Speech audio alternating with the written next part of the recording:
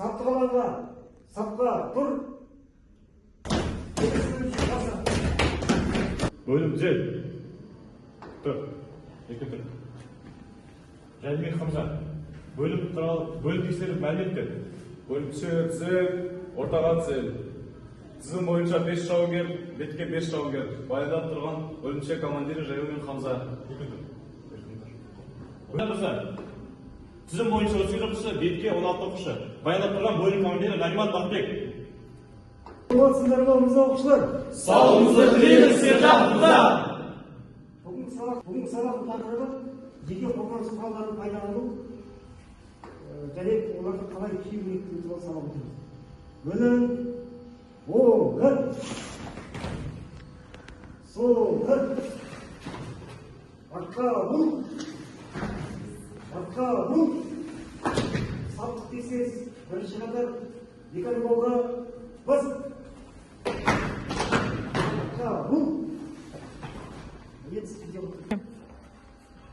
Қатардағы жауынгер Құлдықманов Жансыл.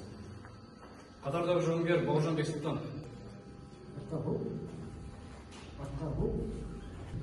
Бір орындады, бас.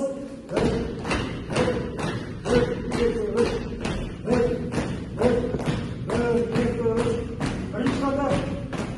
Әскери ады, бас. Бірінші қатар.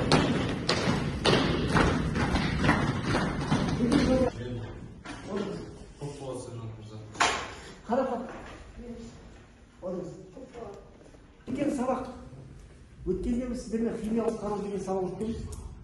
Үйге тапсырма. Қазір тапсырмасын сұраймыз. Химиялық қару және оның түрлері және адамның қандай мүшелеріне әсер етеді химиялық қару. Кім айтады? Айтыңыз. Қатардағы жауынгер Туғанбаев Айдана. Адам ағзасының әсері бойынша улағыш заттар әртүрлі түрлерге бөлінеді. Ол адам ағзасында кеудеге. Келесі сұрақ. Жүйкелік салдандырушы улағыш заттарға қандай улағыш зат жатады? Қатардағы жауынгер Жәнібек Хамза. Жүйкелік залаландырушы улағыш заттарға VX, зарин, зоман сияқты заттар жатады. Олар тамақ және су ішкен кезде улағыш бұл заттар. Қатардағы жауынгер Нариман Бақбек. Тұшқырушы улағыш заттар. Қысқаша айтсақ, қосмен, дефотмен. Олардың әсері өкпеге қарай барады. Олардың бастапқы симптомдары ол жүйкеге пайда болуы, бастау. Жалпылаушы улағыш заттар кім жауап береді? Мен айтсам Қатардағы жауынгер Бауыржан Бексұлтан. Бізге жалпылаушы улағыш заттарға синил қышқылмен және хлорциан жатады. Сабақтың тақырыбы тыныс алу мүшелерін қорғау құралдары. Яғни оған жеке қорғаныс құралы жатады, респираторлар жатады. Бүгінгі сабақтың тақырыбына сәйкес мынау жеке қорғаныс құралын қалай пайдалану керектігі туралы сіздерге ақпарат береміз. Бұл яғни алғаш кәсіпкер дайындық пәнінің мұғалімі бұйрығы бойынша немесе бөлім командирі немесе бөлімше командирінің ауада газдар деген пәрмен бойынша келеді. Қазір ауада газдар деген пәрмен бойынша бірінші қалай кию керектігін көрсетейік. Ауада газ пәрмені бойынша 4 саусақты жеке қорғаныс құралын ішіне саламыз да үлкен бір мақсатқа шығарып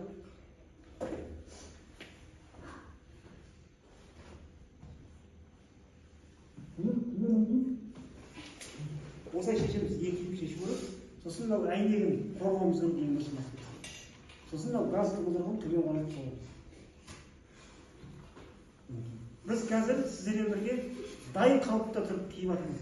Жорықтық деген болады. Жорықтық деген ол сапта жүрген кезде, жүгірген кезде жорықтық жағдай қоямыз. Қазір дайын қалыпқа қоямыз. Сұрақтарыңыз бар ма? жоқ. Қалай киіп керектігі жөнінде? Жоқ. Ал қазір